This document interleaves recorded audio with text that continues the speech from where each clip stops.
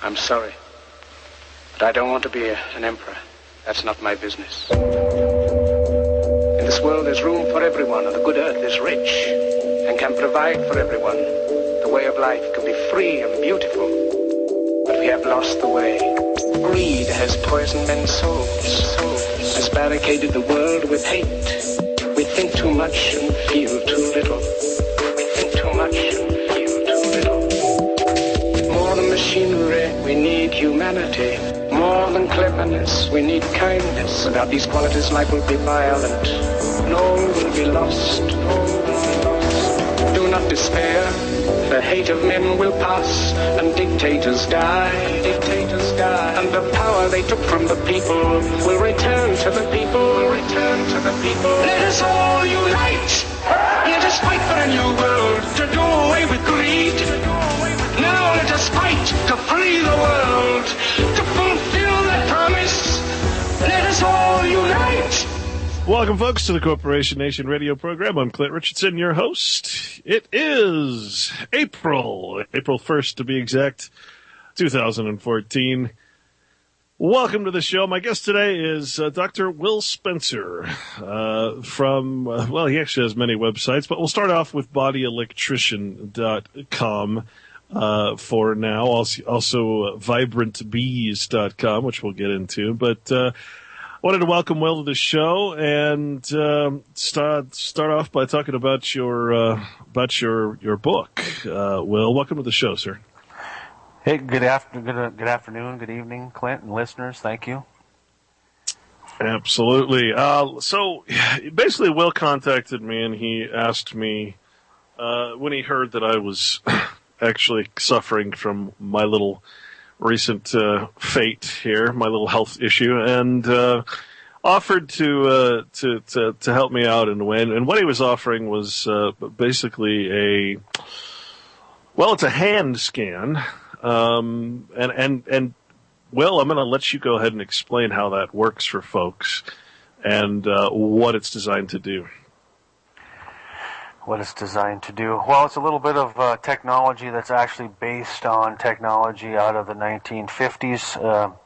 Galvanic skin response is what the title, I guess you might want to call it, the technology, lie detector technology.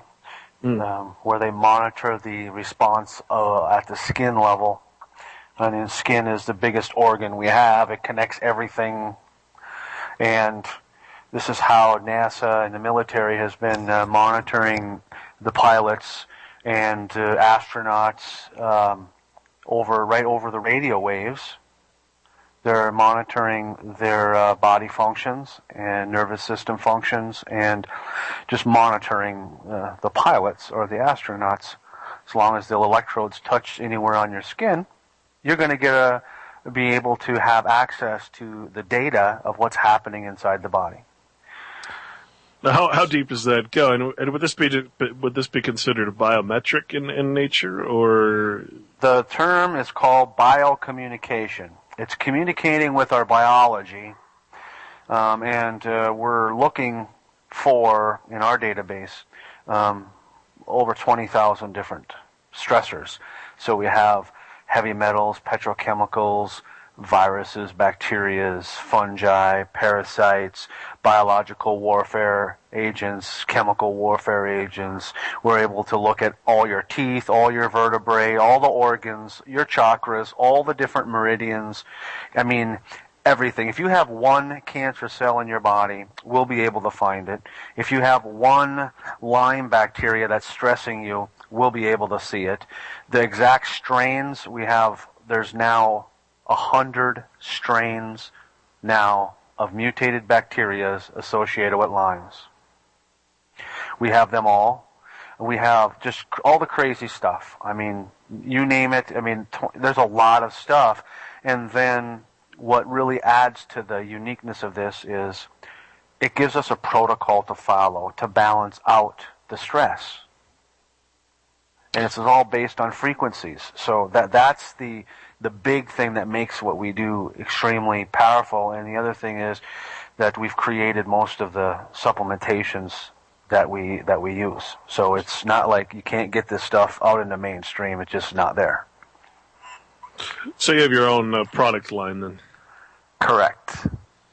What's the origins of those products? I mean, in other words, a lot of people are concerned with certain products out there that come from, I don't know, slaughter yards and stuff like that. So how careful are you with your own ingredients in those products? I'm thinking like standard practice and those types of things. Yeah, no, I work with several microbiologists, and one of the fellows that does the raising of some of the probiotics that we use is so fussy. Like 2 years ago, he actually shut down the whole facility because he did not like the colony counts that were coming out. It wasn't potent enough, if you will. The strains weren't lively enough. So he actually shut his whole facility down for 2 months, cleaned everything out, restarted the batches, and we were like back ordered for 2 months on product because he is just that careful, and everybody I deal with is just that meticulous and that careful to make sure that not just the components are quality, but the life force of the components is quality and very high and full of life. That's one of the things that's very important. It's not just you have quality, products, but that the products actually contribute to your life force and your overall, feeding your body. That's paramount. Well, sure. Now, when I was talking to you, you were stating that you're kind of taking a different approach. And the reason I wanted to have Will on today is because I know there's a lot of people in the audience who suffer from things that when they go to a mainstream physician, someone who is credentialed in mainstream medicine and pharmacopoeia, they can't really talk to their doctors about certain aspects of the world and their opinions about why it is that they're actually sick, from chemtrails to Morgellons to all these funky diseases that are out there being caused by GMO foods and other things. Now, you said that you take sort of a different approach because you are a naturopath. You take a different approach in that you actually come from this position, not as just a sort of flight of fancy, but you actually come from the starting point that these things are the cause of, are a main cause of many of the disease states that are out there. Is that correct? Right. That's pretty well put. My belief and the premise of my thinking is we have 3 things wrong with us. I've distilled it down to that simple 3. We're in a malnutrition state, which ultimately leads to a pathogenic state. And then encompassed in our environment, we live in this chemical soup that we really can't see with our naked eye, but we can see the result of the toxicity all around us. Because the illnesses that are around us and the symptoms that most people are trying to manage are one or a combination of these 3 at their core. It all comes back to these 3 at the core. That's my opinion, and that's where I come from. And really, the difference then is that you're not trying to manage symptoms. You're doing a whole body sort of outlook and saying, hey, your underlying problem is what is causing the symptoms, as opposed to a typical doctor that would get on a computer screen, type in the symptoms, and the computer screen would pop back up the correct dose of which pharmaceutical will get him the most kickback, right? Right. Right, yeah, because that's what I like about the hand scan is we're looking for those 3 underlying issues, and in looking for that, we're looking at what's causing that, and when we can see exactly what's going on, then the protocol is given to match that. It's very simple then, straightforward. Right. All right, folks, stay with us. Dr. Will Spencer is the guest today. We'll be back. Stay tuned. The mission was successfully completed. Reality.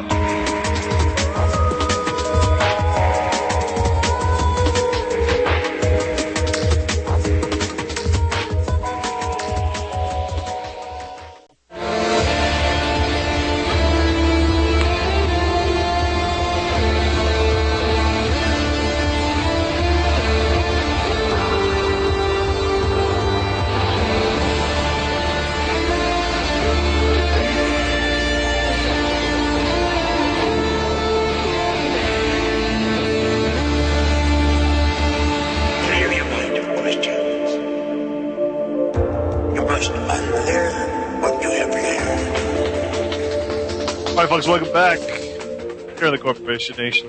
My guest today, Dr. Will Spencer. We're talking about his, it's called the GSR hand scan, and it's a process. And, you actually, what's interesting about this is that you basically are doing this through the internet. You're, in other words, you don't have to leave the comfort of your home. You send it through the mail to people, and people go pick that up, plug it in, and there's a process which will send the results of the scan, which again reads over 300,000 frequencies in the body, sends it to you, and then you, of course, arrange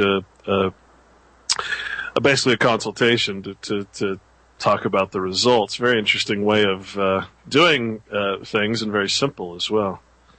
It's transforming how we are able to help people all over. As long as you can have an internet signal, we can bring healthcare to you. Well, what have been some of the results? Just curious about some of the people you've helped and what their ailments actually were. Diabetes goes away completely.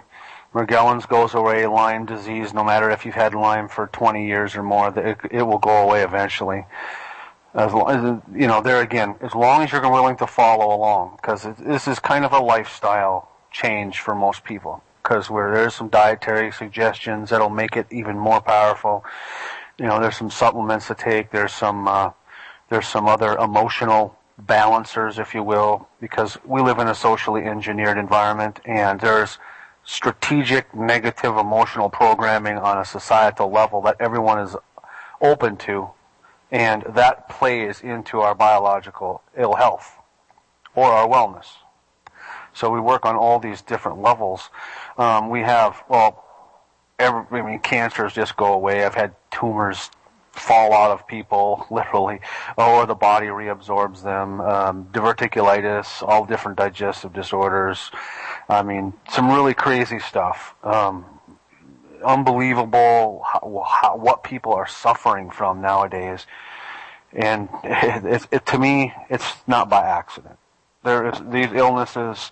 There's too many documents that I've read. I've heard you talk about, especially in the Army experimentation and the Department of Agriculture, and this stuff is like strategic, and it's designed to create illnesses, and the amount of viruses, bacteria, and fungi alone that are causing the problems is insane.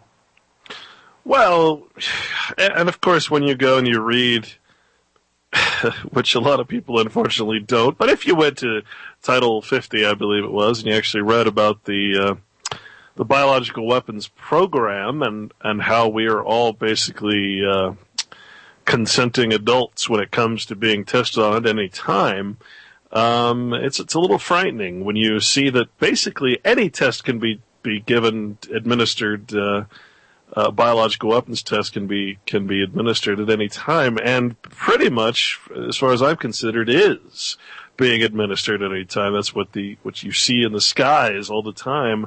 So, unfortunately, like I said, people aren't, for some reason, interested in the fact that government considers everybody a guinea pig, basically, and that's very frightening to think about. What? Just as an example, for someone that, let's take something simple like diabetes. Now, I've read that diabetes is more simple than it seems, and that it's actually a problem with the body being able to process the mineral chromium in the body. Now, I don't know. That's coming from the Merck manual. So I don't know if that's an accurate description or not, but what I see happening is, of course, the distribution of insulin, which really only solves the symptom and not the underlying problem. So what is, say, for diabetes, what would be your recommendations on that after showing, of course, that someone has diabetic tendencies? Well, one of the biggest contributing factors to diabetes is grains, nuts, seeds, and tubers.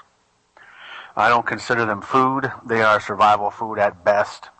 Highly damaging to the human organism at worst.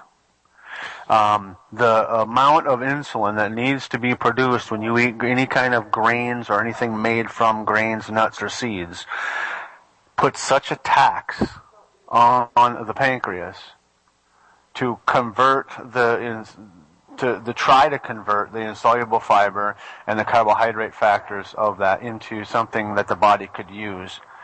That is the main contributing factor, is dietary choices. I've had people, without even doing anything, just stop the grains, the nuts, the seeds, and the tubers, and their diabetic tendencies reduce, if not go away, just by that topic alone. So, but not only that, we have some pharmaceutically induced diabetic issues. We have pesticides that can stress the pancreas to cause diabetic type symptoms. We have funguses, bacteria, and viruses that come into the picture always when you're dealing with a diabetes situation, especially when you're having problems with your lower, your legs, your feet. And so it's a kind of a complicated little tidbit. It is fairly it's far easier to deal with than, for say, acne or asthma or bronchitis. Diabetes is much easier to deal with than some of the other things. But you do have protocols for most of those aforementioned things. Yeah, the simple thing is if you get a hand scan and just follow the protocol and follow the dietary suggestions, diabetes goes away. I had an 87-year-old gentleman who was alcoholic until he was 79. He was taking 3 shot injections a day to keep his numbers down to around 300 to 400. His medical doctor, he was following our protocols, but he was still monitoring through the medical doctor. In 6 weeks, the medical doctor took him off his insulin injections. And 3 months took him off all of his pharmaceuticals because he had that much improvement. And this is an 86-year-old or 80-some-year-old body that was severely abused. That's how fast the body responds generally to the protocols. And really all this is a dietary change and maybe a few supplements? It is, yes. And then we also we use color therapy. We use Bach flower remedies, if you haven't heard of them, BACH, Bach flowers remedies. And what are those? Oh, those are homeopathic supplements, if you will.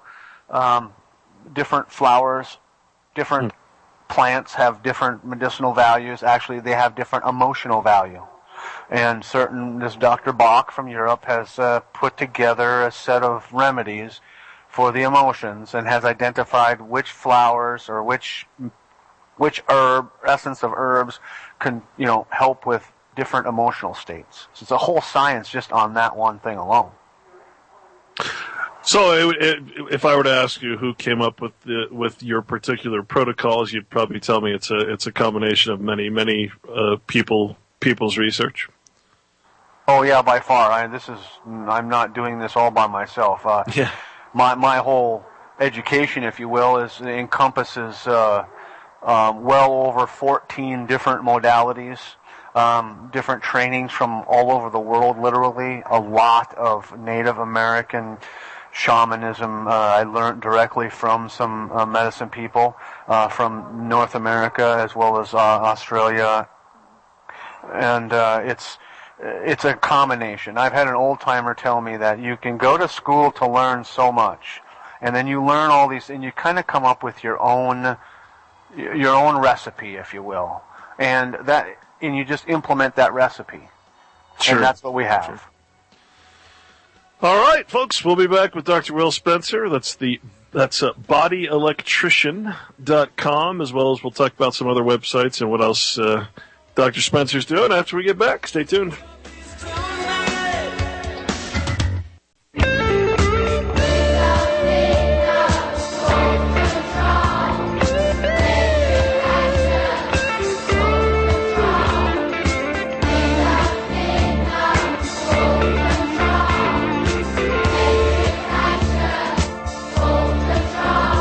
Folks, welcome back here at the Corporation Nation. We're talking today with Dr. Will Spencer, and I'm on his website, which is bodyelectrician.com, and I was just looking, and actually was reading earlier, it's actually a download. It's called The Underlying Cause of the Unconscious Conspiracy Against Our Health. And it's a PDF file that you can actually order from Will's website there. Will, I wanted to talk to you about something that I've been seeing a lot of hype about lately, and I suppose it's been around for quite a while. But that thing is this yeast called Candida. Now, I've seen advertisements, and very good advertisements, actually, some of those, long movie advertisements that people make. And, of course, they're advertising for probiotics. So, first of all, as far as Candida and all those other bacteria and yeast, I take it that probiotics are probably going to be one of the most important aspects of this whole thing, right? Right. Probiotics are extremely important in keeping the fungi, the Candida, and its family in check. Absolutely. Okay, so what the heck is Candida? Where did it come from, and how has it been either purposefully or somehow accidentally manipulated to start taking over people's bodies as it is? Well, got a whole chapter in my book, first of all, that explains that. The first real cases of the Candida or fungus explosions were shortly after the atomic bombs were dropped in Japan in the 40s. The Japanese government brought over 5,000 cases of this fungal outbreak to the United States and says, what are you going to do about this? These were not here prior to what you did to us. And they basically didn't do anything. And they come back with more cases in the 50s. And it's like, now you can't deny it. We now have this fungus problem. And it's systemic. I have yet to meet someone that does not have a fungal problem. It's that rampant. In America? No, all over the world. We have clients on every continent.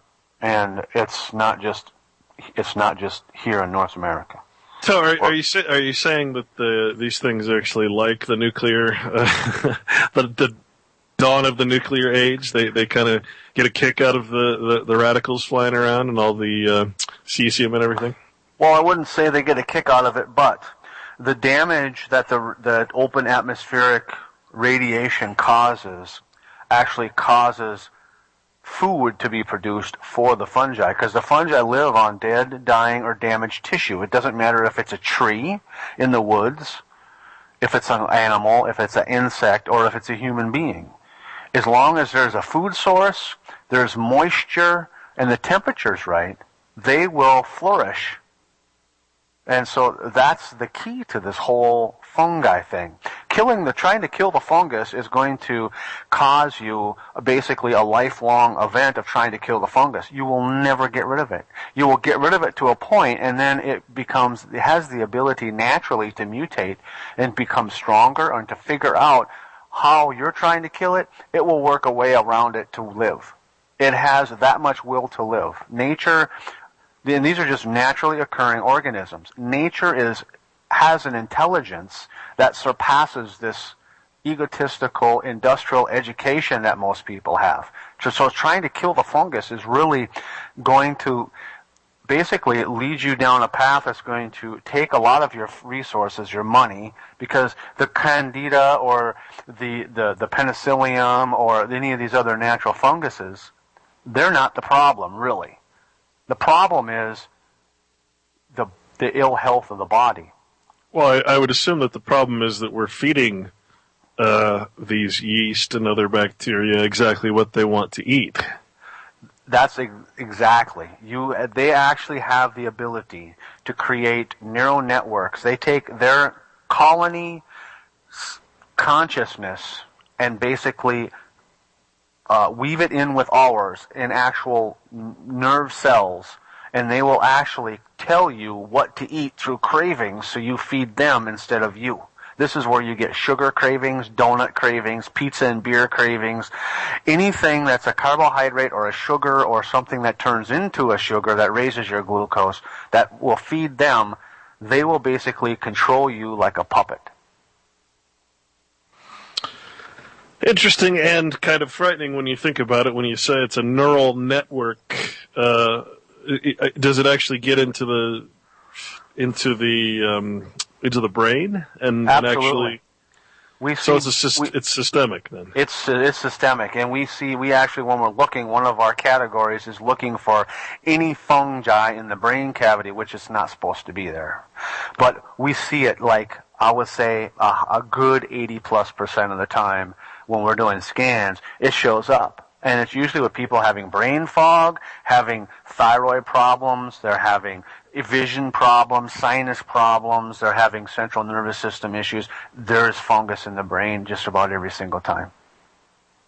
You know, I don't know if I cut out there or if you cut out there, but you said brain fog, and then... Oh, yeah. Can you hear me now? Yeah. Yeah, I didn't do anything, but it's brain fog, it's sinus problems, it's problems with your vision, it's inner ear problems, central nervous system issues, is all at the root of this fungus in the brain and up in the head. So, how is it getting into people's bodies in the first place? We breathe the spores in. So there's really no avoiding it. It's just one of those things, like the billions and billions of bacteria we already have. It's just one of those things that's basically generally with us, and we need to learn to control it. Yeah. It's not even about controlling it so much as if you don't provide food source for it in the body, and if you have a broad spectrum of microbial life inside of you, the fungi cannot overpopulate. But so now we're back to probiotics, right? Now we're back to probiotics, and then you need a little definition of probiotics because there's two different kinds of probiotics. Most people don't even know. You have what's that? I'm sure there's a lot of crap out there too, right? Well, there is, but see, most people are familiar when you say probiotics. You're thinking, kefir, yogurt, these colonizing ones, Acidophilus bifidus, and so forth. But they're the minority of microorganisms or probiotics. You have the soil-borne probiotics, which are much larger, much more volatile, and for the most part, they're very limited in our out in nature anymore because they're gone. A lot of them have been killed off back in the 30s when they started doing open atmospheric nuclear testing and the spraying of pesticides. So most of the organisms that we rely on are just not around. They haven't been around for decades. Are they available in supplement form, though? I mean, someone has harnessed them? People have, over the decades, figured out ways to preserve them, identify them, and make them available, yes, because they're not out in the environment. That's what we have done extensive research and located sources for these probiotics. We have over 400 different strains of soil-borne organisms in the stuff that we use. That's like pretty broad. And they're very important. They're like, for instance, they're the responsible for most of our natural chelating systems in our body that doesn't work in the general mainstream of population because they don't have these organisms. It's like we rely on that part of nature, but it's not there anymore because our environment is just that degraded, toxic, and they're just not there. Explain chelation, by the way, because I see that's one of the things you promote here as well.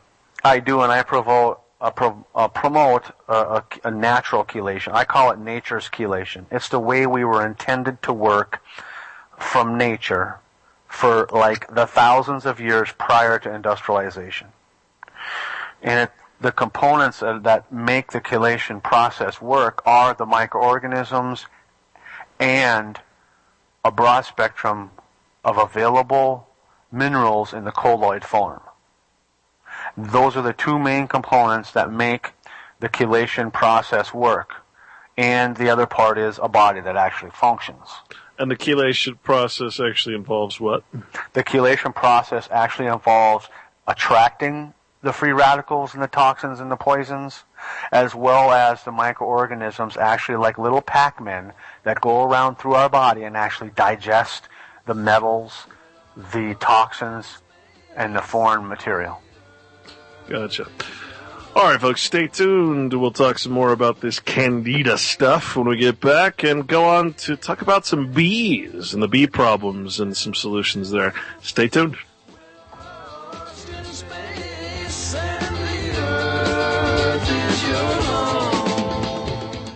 Hi, neighbor. Welcome again to this neighborhood. I'd like to show you something. You know what this is? Maybe if I press this button. Imagine every person that you see is somewhat different from every other person in the world. Some can do some things, some can do others. Did you ever think of the many things you've learned to do? Many things you've Did you ever grow anything in the garden of your mind? Welcome back. You can grow we're talking today to Dr. Will Spencer, and we're on the subject of Candida, which some people are pretty familiar with, and other people probably have absolutely no clue what the heck this thing actually is. Now, how you said, Will, that this all began with the Japanese showing increased levels of Candida after the nuclear rape of our atmosphere, and it seems that over the time there's been nuclear test after nuclear test after nuclear accident after nuclear test, thousands. Literally all across the world, amazing amount of nuclear energy that's been released. Is this? I mean, I hate to consider that a part of the conspiracy to create a system where people are subject to worse types of bacteria, but is there something to that? Oh yeah, there's something to that. I don't really, I don't know if it's I don't have knowledge of it, if that was the outcome purposefully. I do know that there's taking opportunity. These microorganisms are very opportunistic. When the environment's right for them to have a population explosion and proliferate, they do it. I mean, we have 100 solid years of a mineral deficient diet. I don't care how organic you eat right now. The mineral density in the food is just not there. That contributes to them, because if we are creating unhealthy cells in our body, then we're creating food for the fungi. It's that simple. And I understand there's virtually no magnesium, for instance, left in any of the planting soils, especially in the United States. Any of the heavily agricultured areas, that the trace mineral content is virtually nothing. It's extremely, extremely low. That's correct. It's just not there. And if there is, it is there. It's locked up in the, so they call it actually a salt lock, because of the commercial fertilizers, because of the glyphosate and the other pesticides, Roundup and so forth. That it actually causes what's called salt lock, where the minerals become locked into the soil, and the bacteria and the fungi are not there to free them up, so the plants can't even get them, even if they are there. You know, I heard a twisted little rumor that some of the Roundup Ready stuff by Monsanto is, you know, the bugs that are supposed to be killed by that are mutating just like Candida does, and to a form that Roundup actually doesn't kill them. And I've even heard rumors, and I cannot verify this, that they're talking about going back to such things as Agent Orange, one of their killer products from the Korean and Vietnam Wars, to eradicate those bugs that now cannot be killed by certain Monsanto poisons. I find that a very disturbing trend, if that's indeed the case. I would say it is. This is where the super bugs, the super weeds, and so forth are being created, because they're able, because here's the intelligence of nature, they have a will to survive above all else, and they have figured out a way to mutate and become strong and able to live in the face of these pesticides and chemical onslaught. Very scary. Let me ask you an off-the-wall question. What is your opinion on cannabis, on marijuana, as far as its medicinal purposes? I find medicinal purposes of it extremely beneficial for your central nervous system things, your epilepsy, even some Lyme and autistic children that I've worked with actually are getting quite good results using cannabis. It does have very good medicinal qualities. Now, here's what I'm seeing, because I'm seeing this because of the data that's coming through the scans. There are about half of the strains of limes that actually are starting to flourish in a high alkaline body, and some of these herbs, like cannabis, actually don't harm them. They actually feed some of these pathogens nowadays. So this is the intelligence in the microbiological world, is they're gaining the ability, which they have always had the ability, but it's becoming more obvious that these natural health ideas of alkalizing, of using some of these other remedies, especially the natural herbal remedies, they just don't work like they used to 10, 20 years ago. These pathogens are getting smarter and they're getting stronger to be able to live in these different environments now inside of us. Yeah, well, that would follow nature's plan, right? I mean, it would certainly make sense. Explain exactly what is Lyme, by the way. Oh boy, Lyme disease. Well, I'm going to follow the line because I'm doing research on Plum Island, and I'm going to say it was created there. I'm saying now there's over 100 strains of bacteria out into our environment that come from the original war agents, biological warfare agents that they were putting in ticks back in the 60s.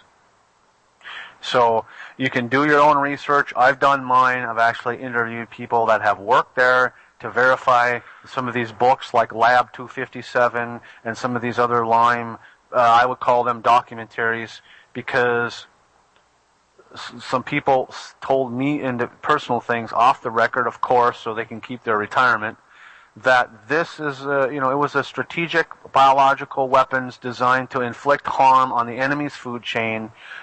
And my question is, who is the enemy if we all have it? It's on every continent right now.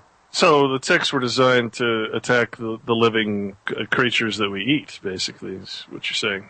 Correct, and then it's out into the environment, so it's definitely not just tick-borne. This idea of a tick-borne illness it just doesn't even make sense, because it's in the air. Right. I mean, where did the tick get it from? I mean, if you want to look at it from that way. Very scary stuff. Again, we're talking about bodyelectrician.com, where you can find the underlying cause of the unconscious conspiracy against our health. I suppose the proper question would be, what is the underlying cause of the unconscious conspiracy against our health? I know that's a loaded question, but obviously it includes a lot of what we're talking about. We're going to run up against our long break here in a minute or two, but obviously this is not just to say it's not accidental is not necessarily to say it's on purpose, but there's some fine line there that needs to be discussed, because obviously there is a concerted effort out there by everyone from the pharmaceutical with Rumsfeld and Searle and all that to the American medical. So there's obviously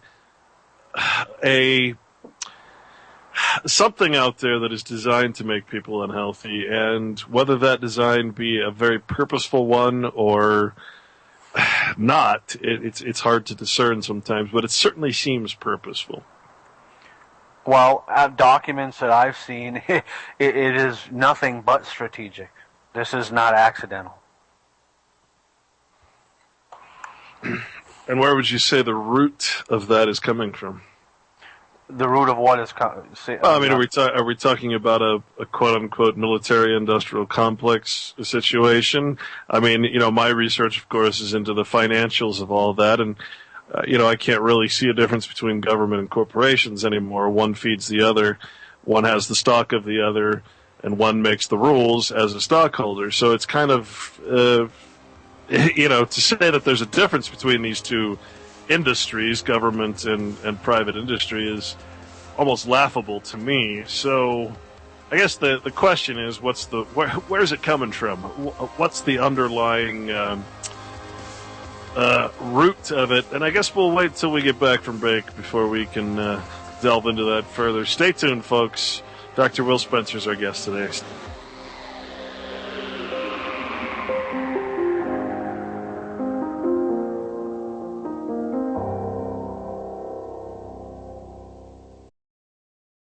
Soldiers, don't give yourselves to brutes. Men who despise you, enslave you, tell you what to do, what to think, and what to feel. Who drill you, diet you, treat you like cattle. Don't give yourselves to these unnatural men with machine minds and machine hearts. You are not machines, you are men. You, the people, have the power to make this life free and beautiful. Let us use that power to make this life a wonderful adventure. Let us all unite. Let us fight for a new world to do away with greed. A world where science and progress will lead to all men's happiness. Do not despair. The hate of men will pass and dictators die. And the power they took from the people will return to the people. Let us all unite. Back to the Corporation Nation radio program.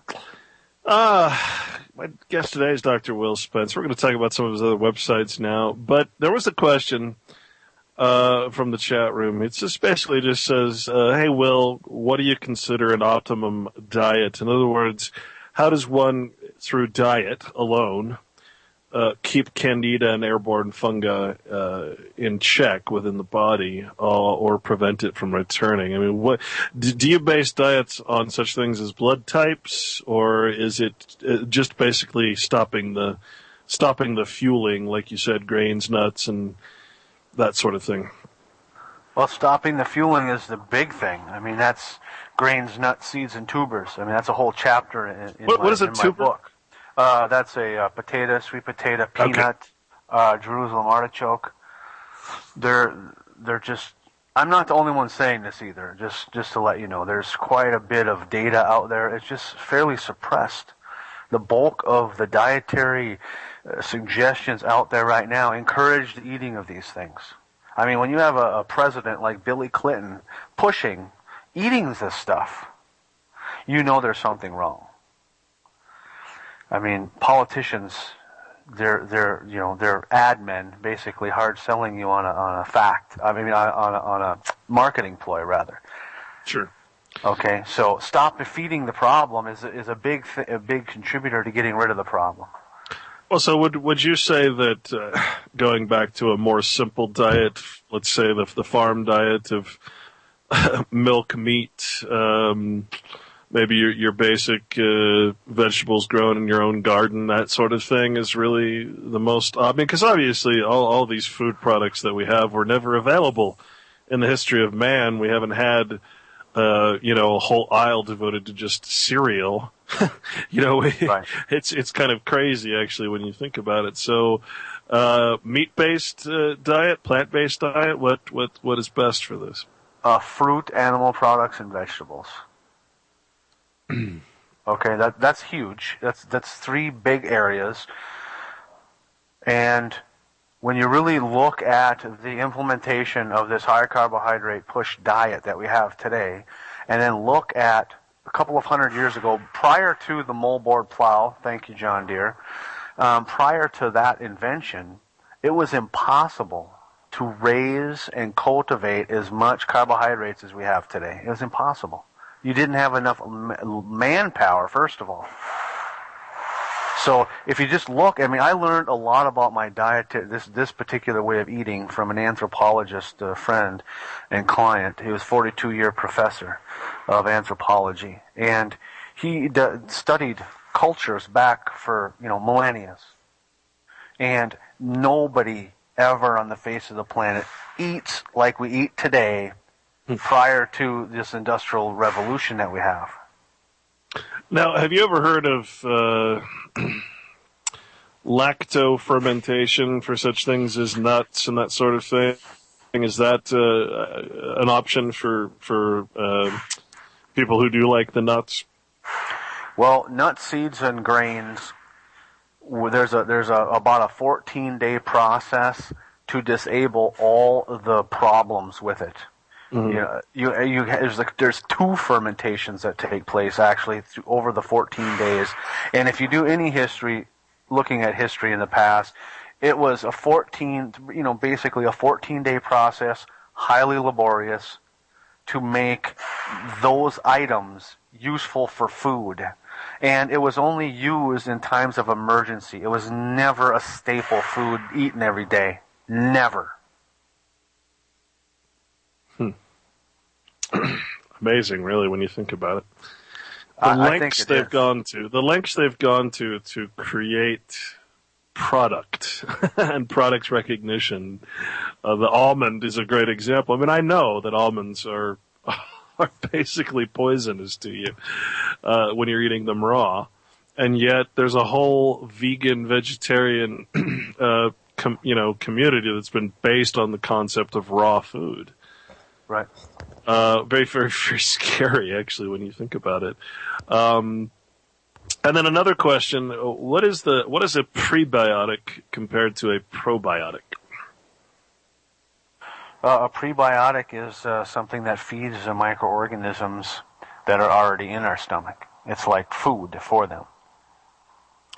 So your basic diet is what you're talking about, fiber and all that stuff?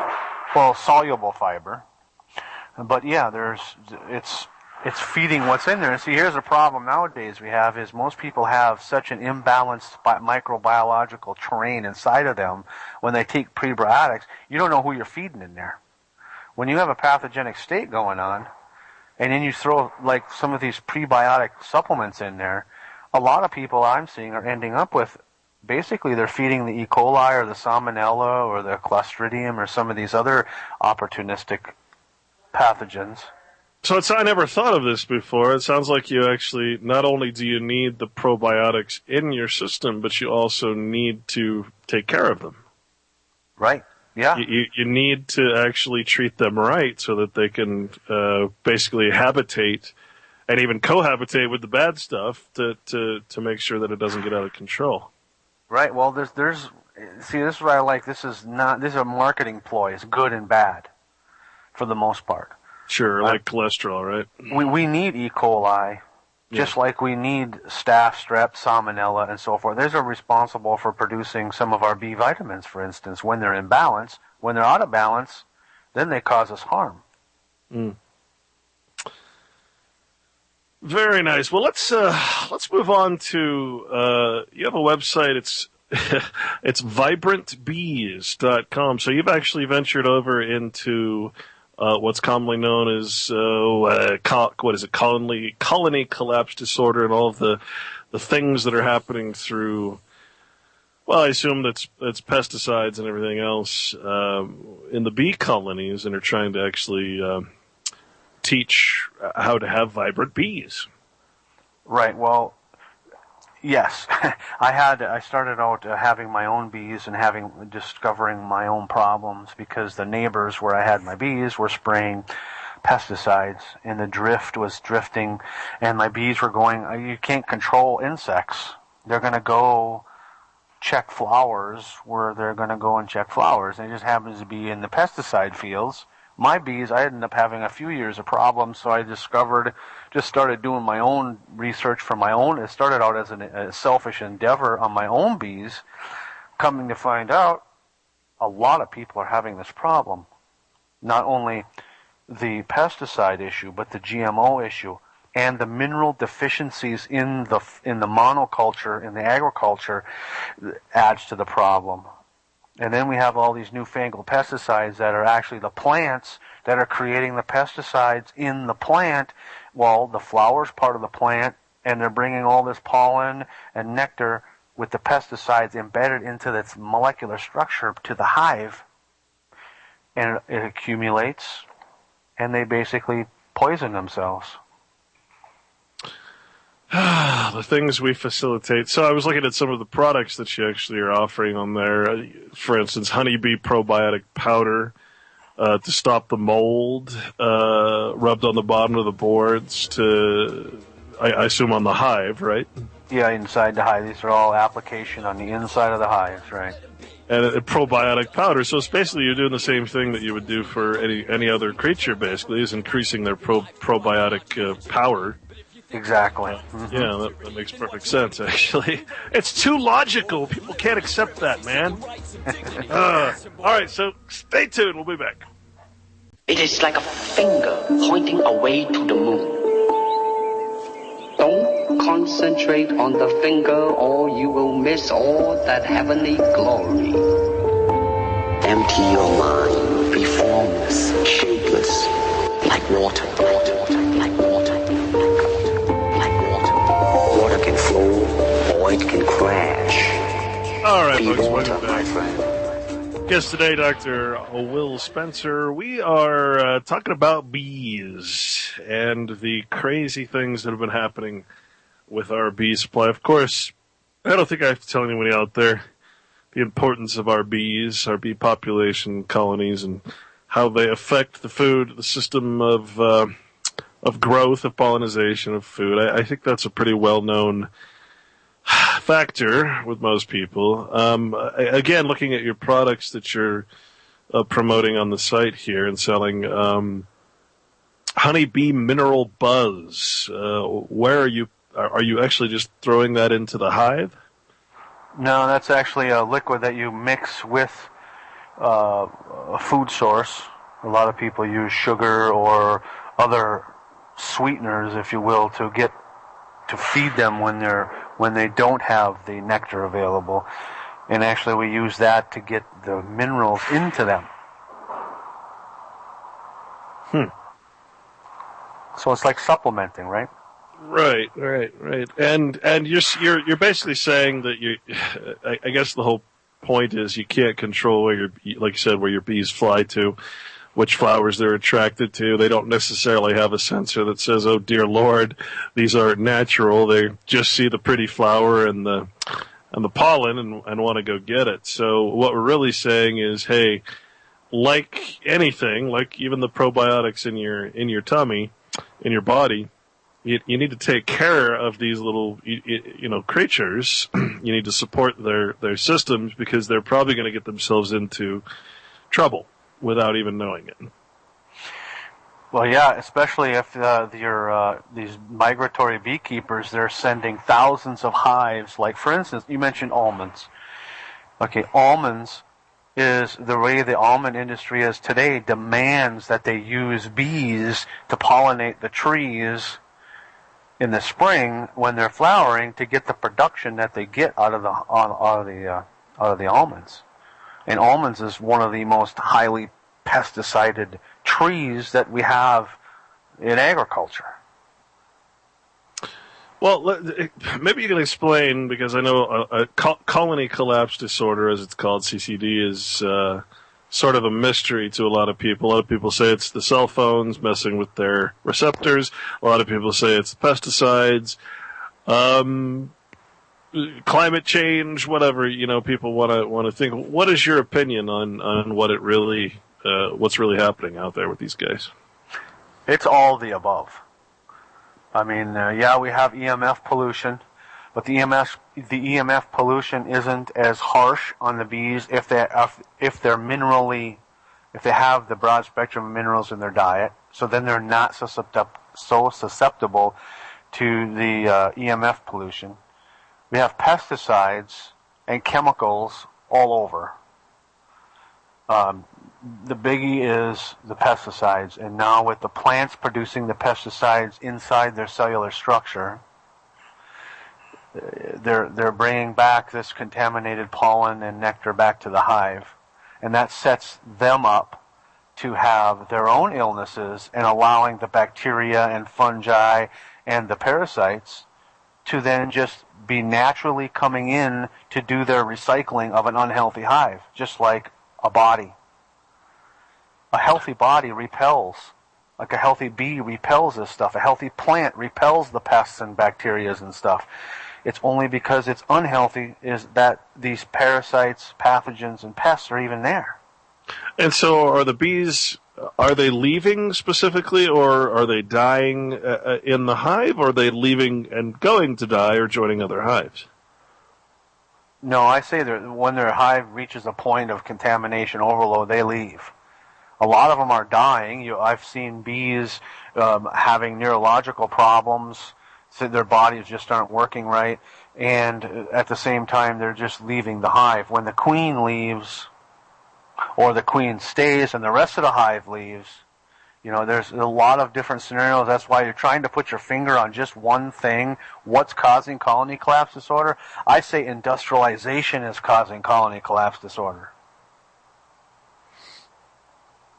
Well, it seems to make sense. And do you have the figures at this point on how much of a, have we recovered at all since this became sort of popular in the media, or are we still at a point where there's a shortage, literally a shortage of bee and beekeepers? There is a steady decline since 2006 when the first synthetic nicotine pesticide was introduced. It's been a steady decrease in bee population, beekeepers. I mean, I've talked to beekeepers that have lost 3,000 and 4,000 hives in over one winter. That's a heck of a loss. It's a big loss, yeah. Well, it's a loss. It's a loss for the world. I mean, it's not just a business loss either. This is, especially if it's not turning around. The conventional agriculture has more of the problems. Organic agriculture has a bit less of an issue, but there's still decline. Unbelievable.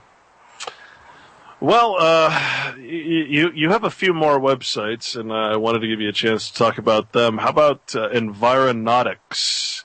ENVIRONOTICS.com. Environautics Unlimited.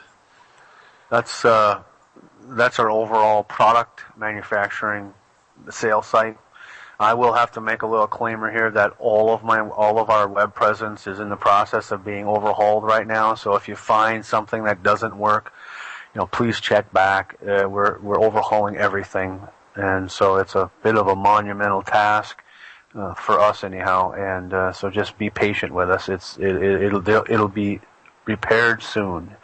But Environautics is kind of how that's our manufacturing. I set out years ago checking out all this supplementation because I've been helping people for quite a while, and I want really good quality stuff, and actually stuff that pertains to helping the body.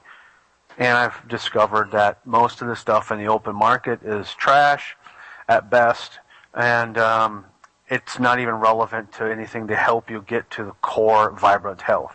It manages symptoms, and I'm really not symptom managing mentality.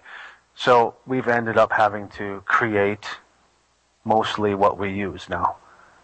And again, you're coming at this from a systemic point of view. In other words, what's causing the symptoms, not the symptoms themselves. And that's really, really an important approach to take, I think, comparatively to the mainstream sciences that we have today. Right. So if you have a problem with your stomach, I don't believe you just cut your stomach out and then we'll just put a bag there and it'll be fine. I don't come from that line of thinking. So, and a lot of research, investigative research, to get down to, we have three problems, malnutrition, pathogenic overload, and toxic overload. And when you address those three, like all of the other things just heal themselves for the most part. Sure. Literally. Proper diet and everything else. All right, folks, 1-800-313-9443. 1-800-313-9443. That's our listener line. If you'd like to talk to the doctor, maybe ask a personal question of something that you're dealing with. I'm sure people are also curious about the hand scan. I suppose the hand scan is basically the step numero uno for the most part to get your process going, correct? Nowadays, it has pretty much replaced everything. That bit of technology is revolutionizing and changed everything pretty much that we do. It is so to the point specific for what you have going on that there's no way. I mean, it takes like 5 hours of kinesiology testing down to 30 minutes, and it's way more accurate. Nice. All right, folks, stay tuned. If you'd like to call in, again, it's 1-800-313-9443. We'll be back. And the men who hold high places must be the ones who start to mold a new reality closer to the heart, closer to the heart. All right, folks, welcome back. Here in the Corporation Nation, we're here with Dr. Will Spencer today, and we're going to take some phone calls. We got Linda in Ohio. Welcome to the show, Linda. Hello. I'm calling in regards to my daughter. She's 32, and I think I destroyed her gut when she was about 9 or 10 with 3 months of antibiotics for constant ear infections. Now she's got HLA-B27, which is, I don't know, it's a inflammatory attacks on her body. And so my question is, she almost lost her eye. I mean, it was so inflamed. My question is, she has parasites. We did juicing for a year. She's been on Gerson therapy, and I just can't find anybody, and I've just about exhausted everything, trying to find how to treat her parasites. I mean, I've seen them floating in her bowel movements. What say ye, Will? Well, Yeah. well, the hand scan protocol. That's my short answer to just about every question like that. See, because treating the parasites or trying to get rid of the parasites doesn't really, that's not, I mean, you're finding out what happens when you just keep trying to kill the parasites. It's like, using the 8-pound hammer, they're just going to keep coming back because the environment in the body is supporting them being there. So it's like a whole organism problem. It's not just the parasites are we just can't kill the parasites and expect to get better.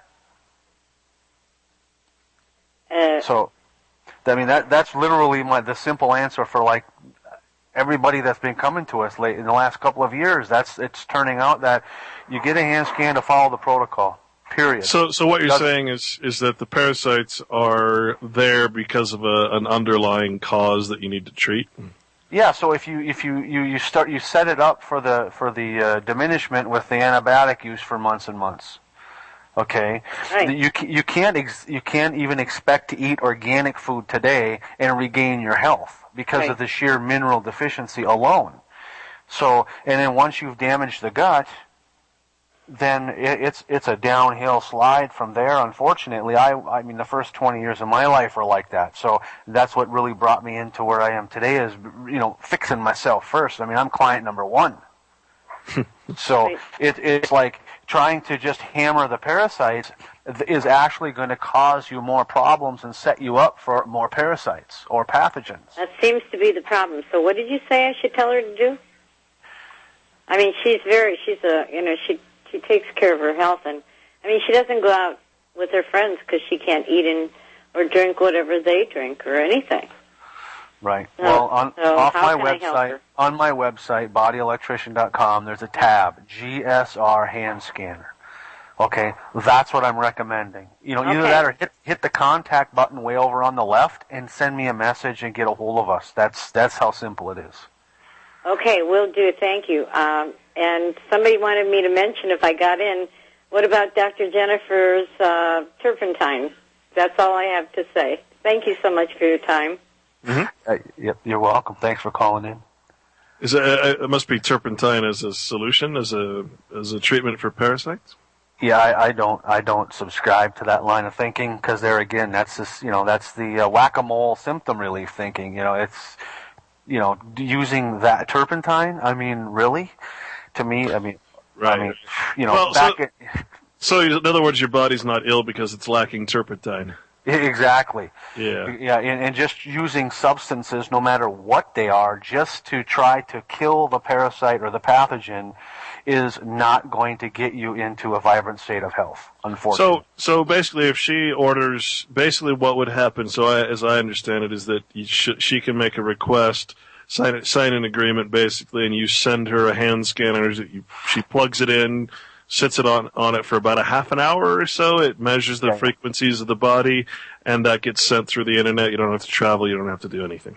Right, and within 24 hours or so, you get a report, and then we have a consultation regarding what you're looking at, because there's usually anywhere from 14 to 25 pages or so of data. It's a pretty extensive readout. All right, interesting caller. We've got Walter Burien on the line. Welcome to the show, sir. Hello, Clint, and good evening, Dr. Spencer. Hi, Walter. I had a comment regarding the bees, then I had a question regarding diabetes, which has been affecting me for about 14 years.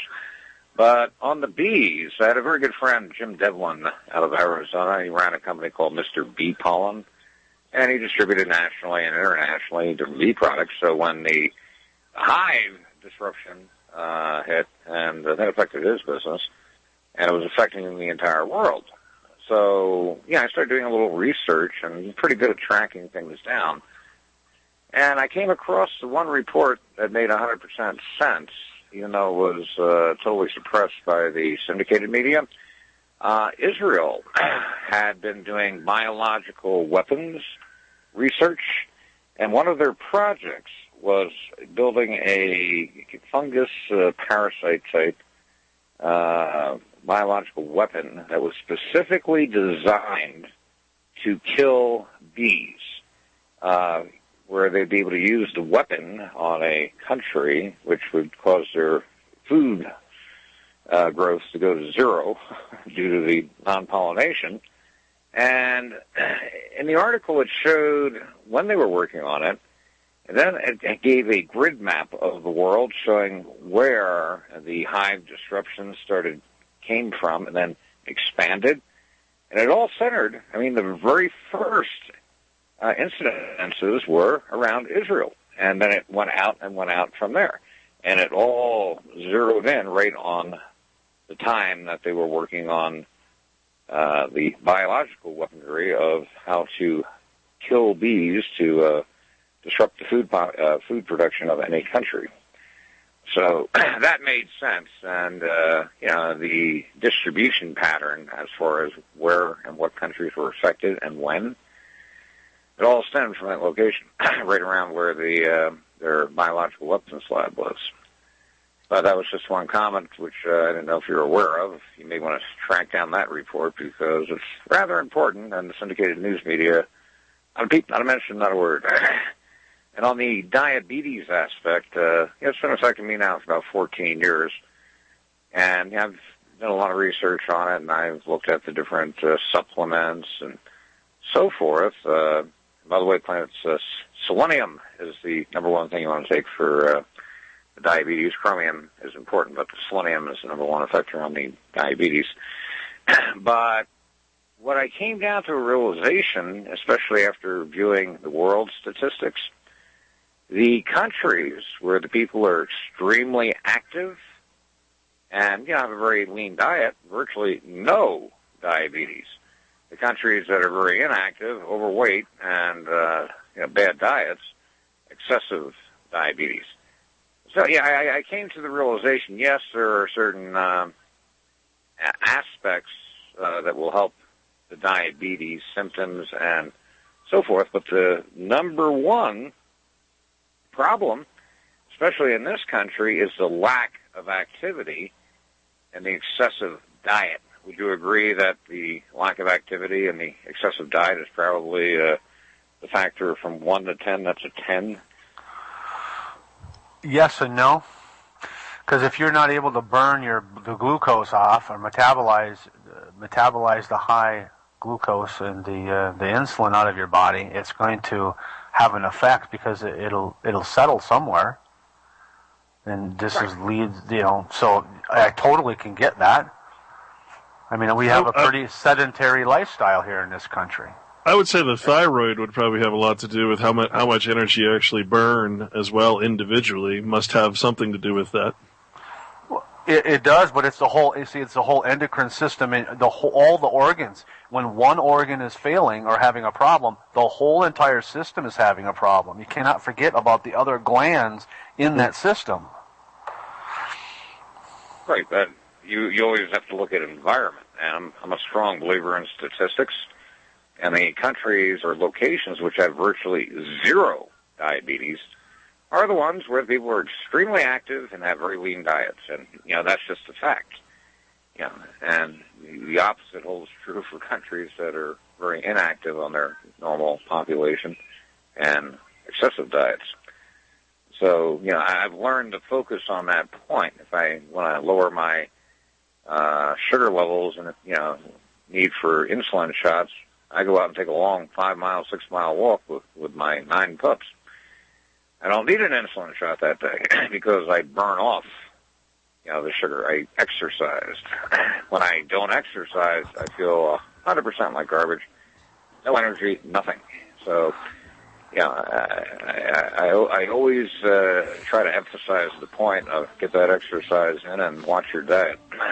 Well, I think you make a good point. There's no miracle cures for anything. You do have to take care of not only your inner self, but you do have to take care of your respiratory system and everything else. Well, I heard music. I think we're on a break. Did you see the frightened ones? Did you hear the falling bombs? Did you ever wonder why we had to run for shelter when the promise of a brave new world unfurled beneath the clear blue sky? Look, Mummy, there's no place. Chaos theory, hurricane control, advanced clouds, massive ionospheric heaters, storm-absorbing supergels, nanoscale weather machines. All of these technologies exist in some form today. Look, Mummy, there's no plane up in the sky. Goodbye, blue sky. Welcome back, folks. You're in the Corporation Nation. We had Walter Burian on the phone and making a point that, of course, any good health plan would, of course, include exercise as well as good nutrition, taking care of your body in general. But I think what really is the underlying cause of diabetes is not necessarily lack of exercise as much as it is the quality or lack thereof of the food supply that is causing havoc on the body. Is that probably an accurate description? I would say that was, if you're addressing that to me, Clint. Yeah. Walter actually dropped off the line. So. Oh, okay. Yeah, that's definitely a contribution. Right. So again, I mean, it's not like you're offering a miracle cure that'll just, so here's a supplement it's going to get. You are addressing the root of the problem, but of course, if you're not taking care of yourself in the first place, chances are you're not going to be able to help yourself, right? Right. It's more of a lifestyle thing. I don't do the miracle cure thing. I don't do cure anything because I just believe in supporting the body's natural innate functions, and the body will do all the fixing itself. I don't do anything other than the support staff over here. Very nice. Let's take Tom from Kansas. Welcome to the show, Tom. Well, it's interesting how you talked about the nuclear experimentation in Japan starting the Candida, and I was wondering how many generations does that go back? And also, I know for a fact in my family there's been silver fillings or amalgam fillings for at least 2 or 3 generations, and I was wondering, in your opinion, how much that contributed also to it, because I know, reading Hulda Clark's information, that she used a Geiger counter to measure silver fillings. Well, the radiation does come into play, and there again, that started in the 30s. So it pretty much mushroomed from that point on until today. Even the Fukushima scare, if you want, I call it a scare because there's way more new radiation. I travel with a Geiger counter and I pick up radiation all over the place. There's reactors here, all of them are pretty much leaking up and down the whole eastern part of the country. So there's readings much higher here than on the eastern side of the country than there is on the western side of the country. And how about those amalgam, mercury type fillings? Well, they definitely contribute because they're not natural. I mean, there may be radioactivity there, there may not. There's definitely off-gassing taking place, and that damages our cells. When we have damaged cells, we have pathogenic overgrowth potential. Now, are cells fixable? I say they are. Are they fixable, or do they have to be replaced? I say the body either repairs them or replaces them. The body does it. I mean, I've had people they couldn't even feel their feet with severe neuropathy have the ability to feel again. The nerves heal slow, but they can heal if you give the body what it needs so it can do the job. Yeah, so it needs the building materials, it needs the minerals, and especially the trace minerals and all that. Yep, amino acids and minerals. That's what I learned that in eighth grade. We are made up of minerals and amino acids. That's what our cells are built with. And if you don't have them, you can't create healthy cells. And hormones, another thing, requires high amount of amino acids, minerals, enzymes, and if you don't have these things, you cannot create balanced and healthy hormone situation. Just on a mechanical side of it. So that's really it's true. You're just the support staff trying to get the body to do its job. Tom, you got anything else for us from Kansas? Well, the only other thing I have to add is people's belief system, because if you have to talk somebody into something and someone else will talk them out of it, then their reasoning is going to believe that, well, since this isn't mainstream, or this isn't the way everybody thinks, it must not work, or if it was that good, then everybody would be doing it. And that kind of retarded reasoning, to me, is the biggest contributor to what I call the multiple chemical stupidity dogma that seems to be pervasive in society.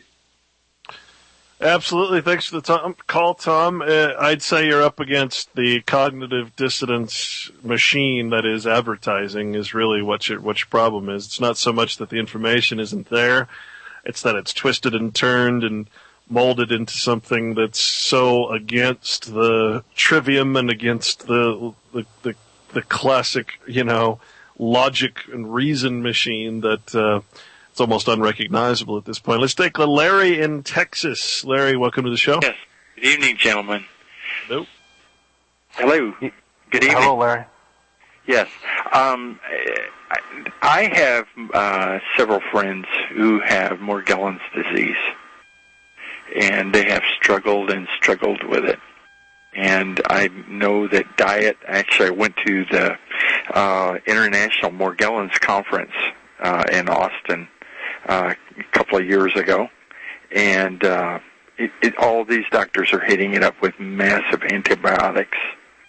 And I brought up the fact that it was all doctors at the conference, and they were all hitting it up with drugs and antibiotics. And they had an open session, and they just had some time and asked if anybody wanted to say something, and I did. I was escorted very rapidly off the podium there. It was kind of funny. But people and I told them what they were not addressing is the environment in the body that is making it so that these entities can live within the body. And none of the doctors addressed that. Anyways, all the way back up the auditorium, people were grabbing my hand saying, I know you're right. I know you're right. Well, you've claimed to be able to help people with that particular syndrome. Yes. That's one of the things that we have pretty good success with. It's not very easy, and it takes a while. But again, like Larry's saying, the internal environment is extremely, it's allowing this thing to exist, and it's a multifaceted. I mean, there's actually like 5 different stages to the Morgellons, and it's a big problem. Because trying to fix it or trying to even figure it out is so difficult that only way we've been doing it successfully is with the hand scan again and looking at the whole organism and then altering the environment. That is definitely a big player. In other words, you're looking at it through the eyes of what it really is, as opposed to, I mean, why would you use antibiotics? Is it even a biotic? Is that really the proper treatment when you're talking about something that's likely man-made? It's never the proper treatment in my book. Not even they do this with Lyme's, they do this with so many other illnesses. They just throw this poison at it trying to fix it. How do you fix something with a natural body with poison? To me, that's just ludicrous. Yeah. The whole concept is insane what they do, but what they said there. One lady, she's out of Washington, D.C., and she practices there and in Texas. And she was a doctor and apparently well known for her tries to help people with Morgellons. But she says, you may call me, and she gets this all the time with people who say they have a cure. And she said it lasts for about 2 weeks. And these things go back, and that has been my experience with these friends who have it. They can try one thing, and 2 weeks later, it's like it reprograms. It's very intelligent, and it reprograms and comes back at them harder, and whatever you were trying on, it just doesn't seem to work. That's very common. Well, we're running out of time quick. I hear the music. Why don't you give out your contact info and your websites again, and we'll thank you for joining me today. And thank you, callers, as well. Yeah, thank you, callers. bodyelectrician.com, vibrantbees.com. You can send me an email at will, W-I-L, at bodyelectrician.com. We're here to help humanity, and we're making a pretty good dent at it. So. Well, be safe, be well. Don't let them get to you. Keep doing what you're doing, man. Thank you, Clint, and thank you, callers and listeners. This is a great show. Thank you very much. All right, my friend. Take care.